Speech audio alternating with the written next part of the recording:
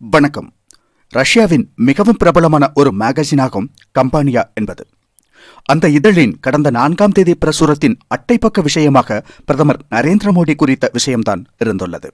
அதாவது பிரதமர் நரேந்திர மோடியின் முழு அட்டைப்பக்க படத்துடன் அந்த இதழை வெளியிட்டிருந்தார்கள்.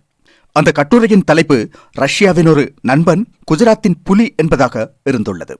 அப்படியேதான் அந்த கட்டுரையில் எழுதப்பட்டுள்ளது.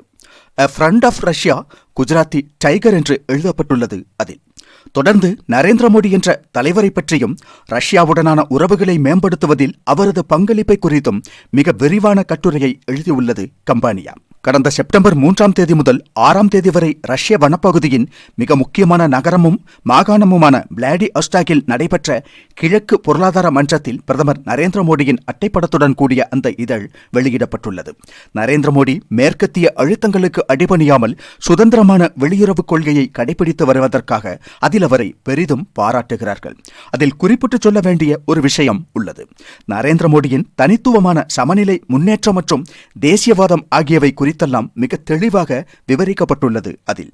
அதாவது மோடியின் இந்தியா என்ன செய்து கொண்டுள்ளதோ, இந்தியாவின் பிரதமர் மோடி என்ன செய்து கொண்டுள்ளாரோ அதெல்லாம் மிக விரிவாக எழுதப்பட்டுள்ளது அதில். அந்த கட்டுரையின் ரத்தின சுருக்கத்தை இங்கு பார்ப்போம்.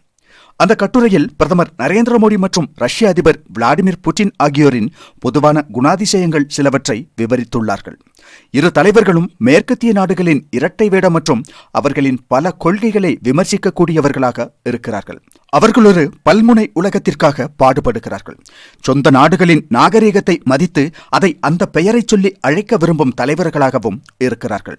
இரு தலைவர்களுமே மிகவும் மாறுபட்ட அந்த நாகரிகத்தை வலியுறுத்தும் வளர்ச்சியை முன்மொழிகிறார்கள்.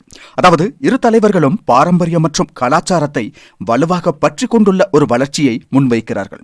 புட்டினுக்கு ரஷ்ய கலாச்சாரத்தின் மீது வலுவான பிடியுடன் ஒரு தேசியவாத பார்வையும் உள்ளது. அதேபோல மோடியும் இந்திய கலாச்சாரத்தின் மீது மிகுந்த பற்று கொண்டவர் என்பது நாம் அறிந்த விஷயம்தான். மோடி எப்போதுமே இந்தியாவை பாரதம் என்று குறிப்பிடுவதை காண்கிறோம். அவ்வாறு இந்திய கலாச்சாரத்தின் அடிப்படையிலான வளர்ச்சியை மோடி முன்மொழிகிறார். எனவே அவர்களுக்கிடையேயான அந்த ஒரு ஒற்றுமை அந்த கட்டுரையில் குறிப்பிடப்பட்டுள்ளது. இரு தலைவர்களும் வலதுசாரி கட்சிகளின் தலைவர்கள் என்பதும் சுட்டிக்காட்டப்படுகிறது. இரு தலைவர்களும் தங்கள் நாடுகளை பொருளாதார ரீதியில் பலப்படுத்த வேண்டுமென்ற பெரிய இலக்கை கொண்டுள்ளார்கள். பல்வேறு சிரமங்களுக்கு இடையில் அவர்கள் அதற்காக பாடுபடுகிறார்கள் என்பதையும் கட்டுரை தெளிவுபடுத்துகிறது. மோடியும் புட்டினும் வாஷிங்டனின் கொள்கைகளை பற்றி கவலைப்படாத தலைவர்கள் என்று தெளிவாக கூறப்பட்டுள்ளது. அதாவது புட்டினை போலவே மியான்மருடனோ அல்லது ஈரானுடனோ ஒத்துழைக்க மோடியும் எந்த தயக்கமும் காட்டுவதில்லை என்று தெளிவாக சுட்டிக்காட்டுகிறது அந்த கட்டுரை. ஈரானுடன் ஒத்துழைக்க கூடாது என்று அமெரிக்கா எப்போதும் சொல்வதை நாம் அறிவோம்.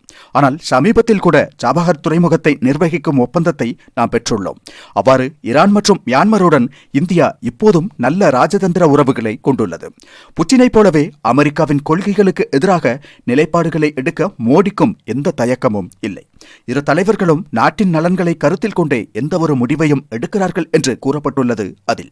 அது மட்டுமல்ல, பிரதமர் நரேந்திர மோடியின் மாஸ்கோ பயணம் புட்டினுக்கு கிடைத்த முக்கிய ராஜதந்திர வெற்றி என்றும் அந்த கட்டுரை சுட்டிக்காட்டுகிறது.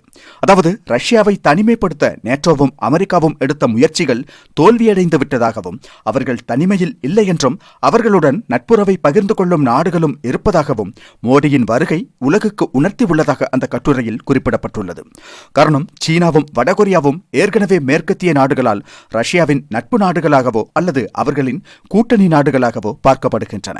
ஆனால் இந்தியா நடுநிலையான நிலைப்பாடுள்ள ஒரு சக்தியாக உள்ளது. அத்தகைய ஒரு நாட்டின் தலைவர் ரஷ்யாவிற்கு பயணம் செய்தது உலக நாடுகள் மத்தியில் ரஷ்யாவின் மதிப்பை அதிகரித்துள்ளது. ரஷ்யாவை தனிமைப்படுத்துகிறோம் என்ற அமெரிக்கா மற்றும் அதன் கூட்டணி நாடுகளின் பிரச்சாரத்திற்கு பெரிய பின்னடைவாக அமைந்துள்ளது என்று கூறுகிறது ரஷ்யா. அதனால் ரஷ்யா மிகவும் மகிழ்ச்சி அடைந்துள்ளது. மோடியின் ரஷ்ய பயணத்தை ஒரு பெரிய சாதனையாக பார்க்கிறார்கள் அவர்கள். அதை அந்த கட்டுரையில் மிக தெளிவாக குறிப்பிட்டும் உள்ளார்கள் அவர்கள். ரஷ்யா மீது மேற்கத்திய நாடுகள் விதித்துள்ள பொருளாதார தடைகளுக்கு இந்தியா ஒருபோதும் துணை நிற்கவில்லை. இந்தியா சுதந்திரமான வெளியுறவு கொள்கைகளை பின்பற்றியது. இரு நாடுகளுக்கும் இடையே வரலாற்று சிறப்புமிக்க உறவு நிலவுகிறது.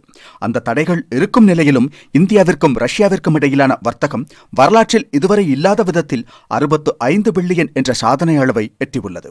2030ஆம் ஆண்டுக்குள் 100 பில்லியன் வர்த்தகத்துடன் ரஷ்யாவும் இந்தியாவும் முக்கிய வர்த்தக பங்காளிகளாக மாறப்போகின்றன என்றும் கட்டுரை கூறுகிறது. மேலும் ரஷ்யா முழுமையாக சீனாவை சார்ந்திருக்கும் நாடாக மாறுவதை இந்தியா விரும்பவில்லை. அதாவது ரஷ்யா மீது அதிக அளவில் தடைகள் விதிக்கப்படுவதால் அந்நாடு சீனாவை அதிகம் சார்ந்திருக்க வேண்டிய நிலை ஏற்படும்.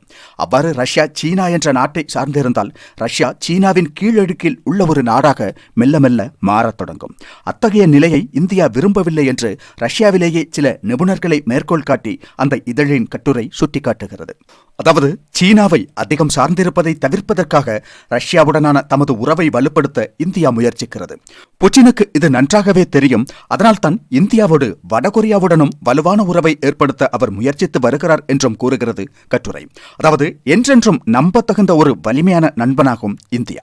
இந்தியாவுக்கும் ரஷ்யாவுக்கும் இடையிலான உறவை வலுப்படுத்துவதில் பிரதமர் நரேந்திர மோடி மிக முக்கியமாக பங்காற்றியுள்ளார். மேற்கத்திய நாடுகளின் அழுத்தங்களை பொருட்படுத்தாமல் சுதந்திரமான வெளியுறவு கொள்கையுடன் மோடி இந்தியாவை முன்னெடுத்துச் செல்கிறார் என்றும் அந்த கட்டுரை கூறுகிறது. மோடியின் குழந்தை பருவம், RSSல் அவரது பயணம் போன்ற விஷயங்களை எல்லாம் அந்த இதழ் மிக விரிவாக எடுத்துரைத்துள்ளது. அந்த கட்டுரையில் நரேந்திர மோடியை புலி என்றும் குஜராத்தி புலி என்றும் ரஷ்யாவின் நண்பன் என்றும் அந்த இதழ் வர்ணித்துள்ளது.